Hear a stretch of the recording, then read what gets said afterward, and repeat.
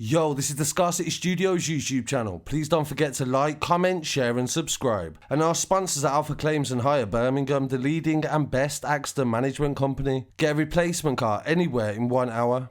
I really appreciate you joining me again today, and these stories are about robberies and shooting that has been released by police. The first story I'm going to talk about is in Holston, and it occurred on the 24th of August on Tuesday at 12:30. Police were called to Carnfield Avenue in Northwest 2, and a 21-year-old was left with life-changing injuries after he was shot in the back, hand and hip.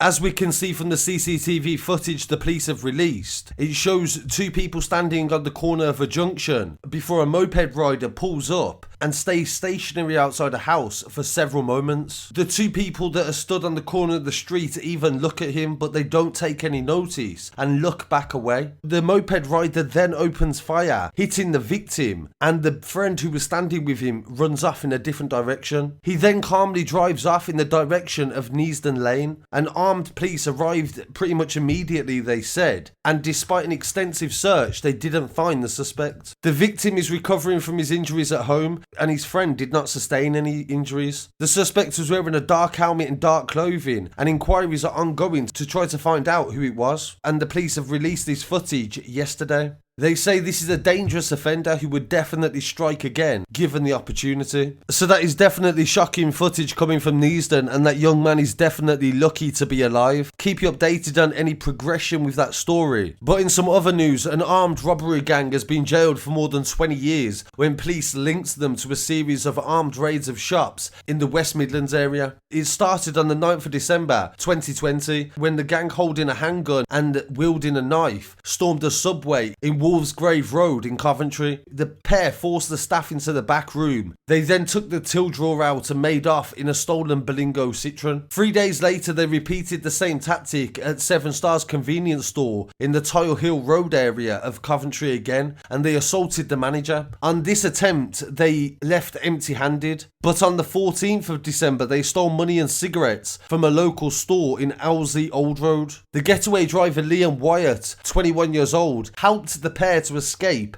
in the Berlingo that was stolen also from Coventry on the 20th of November. They recovered the car that was used in all of the robberies on the 17th of December. Extensive mobile phone analysis by the police determined that Richins, Negrabar and Wyatt were all in the local area at the time. They arrested them in the Coventry area and they were charged with conspiracy to rob at Warwick Court on the 23rd of September. They were jailed after admitting their roles in the plot. Richins was jailed for 8 years, and Negrabar, who is already serving a 7.5-year term, was given another 4.5 years on top of his sentence. Wyatt admitted 1 count of robbery and given a 5-year term. They also discovered that Richins' sister Holly Richins met the men during the subway offence and sold the stolen chain and bracelet in the jewellery quarter. The 26-year-old from Coventry admitted handling stolen goods but was given a suspended sentence. The judge said these was a series of very nasty offences and it was an awful experience for the victims that was involved. They secured compelling forensic evidence and also CCTV and phone evidence against the 3 defendants who had little option but to admit their guilt. And going further up north in this third story, a man from Buxton in Greater Manchester has been jailed after police raided his property and found firearms and ammunition and equipment to convert firearms. They discovered that he'd ordered 25 firearms online. Aaron Melville from Burton was arrested on the 1st of December last year after police raided an address in Walker Brow. They found and seized a number of items. There were several homemade weapons. They found an active revolver that was examined and found to have been modified.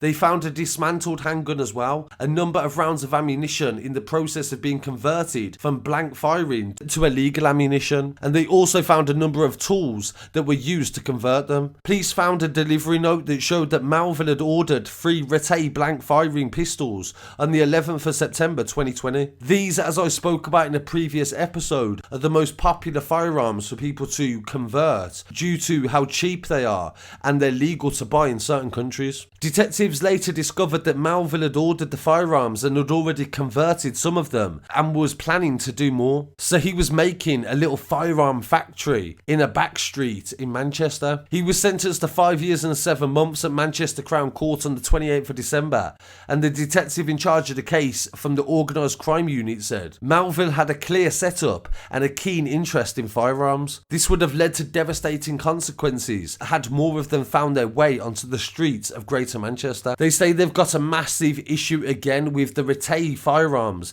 being converted, and they are committed to battling criminals who try to do this. So really appreciate you joining me for this update from London, Birmingham and Manchester, and I'll be back again very shortly with some more news. So please don't forget to like, comment, share and subscribe. Peace.